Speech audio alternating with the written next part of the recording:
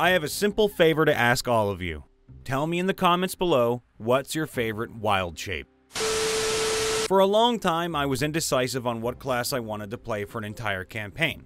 I kept switching out my characters so much that the DM almost had a brain aneurysm until I played a moon druid for the first time, and it immediately resonated with me. From then on, druids have been my favorite class. Out of all the wild shape forms, surprisingly the one I used the most, especially during the lower levels, was the warhorse. It won my favor due to an exorbitant amount of shenanigans my party and I did with it. Obviously, a horse doesn't draw much attention as a wolf or a giant spider though. Now, of course everybody's different, so I was just wondering what your favorite wild shape was. Giant spider. Crawl speed and restraining attack are very useful in and out of combat. Giant scorpion. Grappling multiple targets is awesome. Fire elemental. Surprised the heck out of Strahd when he grappled me. Rhinoceros, especially from a post-bird shape height. The look on my DM's face the first time they had to calculate damage for a falling rhino is a gaming cherry. With the charger feat and the mobile feat, the beast with the charge feature becomes fun times around with. Good luck hitting my 140-foot giant elk that you can't opportunity attack. If you have a cool DM though, you could pitch the idea of playing a Dhampir. Wild shape into undead animals that can run on the ceiling. That may be pushing it though. Hey, that would be pretty cool though. Depends on the level and the DM. There is a creature from a module that's like a cougar, but has some anti-magic properties. It was originally a beast and then changed into a monstrosity. Another fun one is the cranium rat. Now it's always been a beast and they have never changed it, even if it should be an aberration or a monstrosity. It has telepathy, meaning you can still talk to your party in wild shape. There is also the flying cat that can see magic and invisible stuff. I think that still qualifies as a beast. The Tressum and Crag cat are the creatures I was thinking of. I find wild shaping as a social strategy to be the coolest thing ever. So, as you say, be the horse of the paladin. Or be an alley cat dozing in the alley a crime boss is working in. If you've ever had a whole party that multi-classed into Druid 2, it's hysterical have an ambush against the lone bard by counter-ambushed when a pigeon, rat, and a cat in the vicinity all exploded into the combat crew. A small spider, CR0. Now why not a giant spider? Simple. My druid was a thief. Sneak in like a spider, change out into human to nab all the loot, fill up a bag, then open a window and wild shape back into a spider. Later levels allowed me to escape via owl and bat, but the spider was my go-to due to how nobody notices small spiders. One of the perks of wild shape is that you can absorb your gear or loot into said creature. Hence why my burglar druid was such a fun concept. You don't see me carrying the gold. All you see is a harmless spider crawling into the sewer system. Currently, it's the mini pony, but that's mostly for role-playing. My druid went into a toy shop and traded a black pearl for a custom-made marionette that he can control with a magic stick. So he has his puppet riding his back like a little halfling cowboy. Outside of this instance, dire wolf, giant spider, and giant toad are my go-tos. The toad is great for taking out an enemy from combat all together with the swallow technique. Giant octopus. Got some good use in later levels. Party goes up against a rock? Okay, fine. Now it's a kaiju fight. Ooh, yes! Especially fun when I was technically dead and being carried away by the rock, who escaped with 5 hit points left. I rolled a nat 20 on my second death save, woke up with 1 HP, and wild shaped into a giant octopus. Slammed the rock with my tentacles, killing it, then rode the corpse to the ground like a fucking surfboard. Sure, I took a ton of damage in the fall, and then I wandered back to my group. That's boss-ass move right there. Giant constrictor snake with fire shield. I had a dip into Beast Barbarian, so I could reckless attack for advantage of if I was fighting someone or something too strong to grapple, and have a massive health pool with rage resistance. Just know you can concentrate on spells if you rage, but you can still wild shape. I just did a medium spider, and it was surprisingly good at stealth for being a spider the size of a medium dog. 50 pounds. 10 HP, so it's as strong as a horse.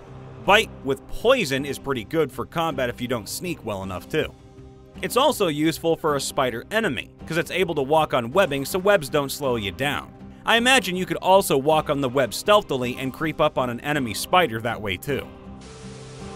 In 11 levels of Stars Druid, I only used wildshape once, and it was a metallic giant wolf spider because we needed somebody with a climb speed to go up a wall in 0 gravity with a rope.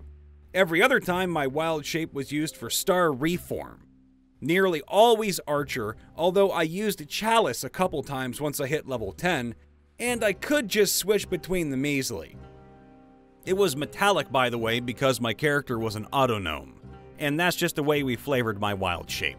Kind of like a transformer, more than meets the eye. The party wound up on one of those Lost Island sort of places. Places where people don't typically survive. You know, think Jurassic Park meets Kong Skull Island. However, this island spiritually bonded with the druid and juiced up his spells while he was there. Since wildshape specifies that it has to be a creature you have seen, our druid was the only one in the world that was able to wildshape into an Allosaurus. Honestly, once I could fly, a seagull has become my go-to for naval encounters. Here's an example. Fly from my ship to the crow's nest of the enemy boat. Shift back into my halfling druid. Cast Summon Fire Elemental. Command it to burn through the rigging and sails, then make its way into the powder hold. Wildshape back into a seagull and fly away as the ship explodes. Success. But as a seagull, did you get any McDonald's fries in the process? If not, 50-50 success rate. Back in the day, I used to be super cheesy and turn into a large cat. I don't think you had to be specific as to tiger or cheetah or lion. Oh my, there was just a large cat category. I used them with rhino hide armor. It was magical armor that granted extra damage when you charge attacked. When large cats charged, they got an attack and 2 rakes as part of the charge. I then added the extra damage to all 3 attacks, effectively taking any one enemy off the board completely each turn, as long as they were at least 10 feet apart. All animals, especially aquatic ones. I want to be a giant predatory deep-sea tunicate. Indeed, I like to be a giant manta ray or turn into a neon to swarm with my friends. I want to be a tenephora and illuminate the ocean with my bioluminescence. I would love to do an adventure as a Luciferian or a rotifer, exploring the kingdoms between sand grains. Or a Corydorus and all those nudie branches. Imagine being part of a druid circle and you all wildshape fusing together to a giant siphonophore. My first high-level druid, who was the party grandmother, had a propensity for shifting from a pangolin folk to a giant constrictor snake, and then swallowing her enemies so they would stop hurting her grandbabies. Now, it was a weird mechanic that my very lenient DM allowed if I could get a constrict attack off and then bite immediately after, and kept the constriction up.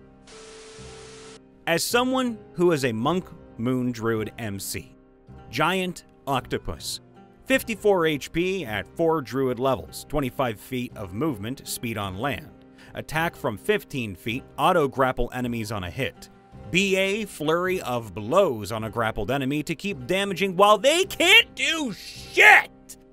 Maybe not allowed rules as written, but you know, the DM allows it. Enemy uses action to escape, tries to run away, and doesn't have engage? Haha, opportunity attack. Guess what? You're grappled again, bucko. I like using giant octopus for restraining attack. Now, I haven't used it outside of water yet, but I almost did once before tides turned in combat. I feel like if you can shift and land a solid attack on the same turn, then the slow speed out of water might not matter. Did you know octopi are actually kind of fast out of water too? One of my players chooses bear every time. I have to up the CR a lot because she just summons 2 bears with conjure animals and then becomes one herself, and it's just 3 grizzlies going to town. Now, I'm proud of her for having a plan that works though. It's a good challenge for me because I have to come up with more interesting and complicated encounters because of it. Half black dragon, giant rocktopus is quite fun. Straight up horror show looking form. Similarly, the Red Bull, a half red dragon Oryx, is a popular choice at my table. Nyxborn Ice Spider Queen is one I haven't used much personally, but seems an increasingly popular pick from others. My favorite, because of the character that goes with it, the polar bear. Nanook was cursed by an icy sea witch to only be able to wild shape into a polar bear. The curse also messed with the timing, but we finished that campaign so long ago I don't remember exactly what we worked out. It depends on my level. My first Circle of the Moon druid was a halfling. I liked elk, warhorse, and mastiff at lower levels. Once I got swim speed, giant octopus was way too fun. Then at higher levels, mammoth. I loved the idea of a small halfling suddenly shifting to become a mammoth. Then, the elementals are also amazing after 10th level.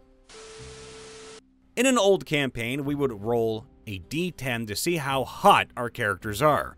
I would roll a d10 for how good my wild shapes looked. So my wolf got a 10, a pristine specimen. My giant spider got a 2. We got a lot of enjoyment from describing what this 2 out of 10 wolf spider looked like. You know what? There's a whole lot of flamethrower and not enough to go around in that one. Our druid's favorite was clearly Elrata, a rat. That was until she was high enough level to take the dragon wild shape feat. From then on, she spent almost all of her time, and certainly all combat time, as a dragon. Usually bronze, unless she needed the fire immunity, in which case she would go gold. She had adopted a bronze dragon egg and raised him before later reuniting the kiddo with their family, or what remained of it anyway. So there was a sweet sentimental connection there. I just love going from rat to dragon. Okay, big change there. Earth Elemental as a moon druid. Now, to be fair, we reached level 20, so it's absolutely bonkers! Unlimited wild shapes as a bonus action is unlimited health resistance to non-magical slashing, piercing, bludgeoning damage. If you get forced back into your regular form and actually take any damage, you can heal as an action and just wild shape back into an Earth Elemental. Not my favorite, but every time we needed to sneak in somewhere or do some kind of scouting into a structure, my entire party kept wanting my druid to wild shape into a rat so our fighter could throw the rat, as was inevitably chanted every time this came up, and launch me into a window or some other roof access. Here's a fun fact for you. Smaller creatures can survive bigger falls, but I don't think that 5th edition takes that into account. Also, I was almost always against this plan. Not to mention my PC found it demeaning as heck. Hey everybody, Brian Von VA checking in after the vid. Make sure to leave a like, subscribe, and ring that bell, and let us know in the comments below what's your favorite wild shape.